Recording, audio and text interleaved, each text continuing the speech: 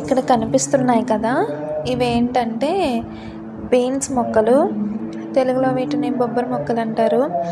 నాకు ఎప్పటి నుంచో టెర్రస్ పైన చాలా మొక్కలు పెంచాలి అని ఇంట్రెస్ట్.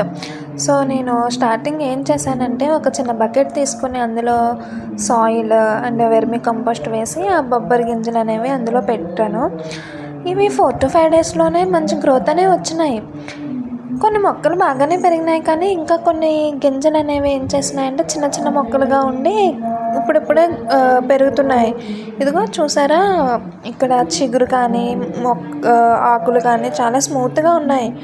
ఇవి ఫాస్ట్గానే గ్రో అవుతున్నాయి. ఇప్పుడు మేము వీటికి ఏం చేసామంటే, ఇంకా మంచిగా గ్రోత్ అవ్వడానికి అని చెప్పి పైకి ఎదగడానికి తీగలు అనేది కట్టాము. ఫాస్ట్గానే గ్రో అవుతున్నాయి ఇవి. ఇంకా నాకు టెర్రస్ పైన చాలా మొక్కలు పెంచాలని చాలా ఇంట్రెస్ట్ ఉన్నది.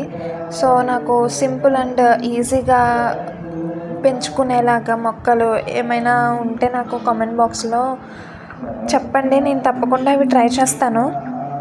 ఇదిగో నేను మీకు చూపిస్తున్నాను కదా, ఇదేంటంటే తీగ మేము పైకి ఎదగడానికి అని చెప్పి మేము కట్టామన్నమాట. అదిగోండి కనిపిస్తుంది కదా.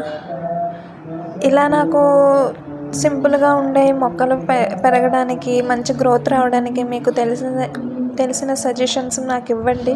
నేను అవి తప్పకుండా ట్రై చేస్తాను. ఏమైనా చెప్పాలనుకుంటే నాకు చెప్పండి ఫ్రెండ్స్.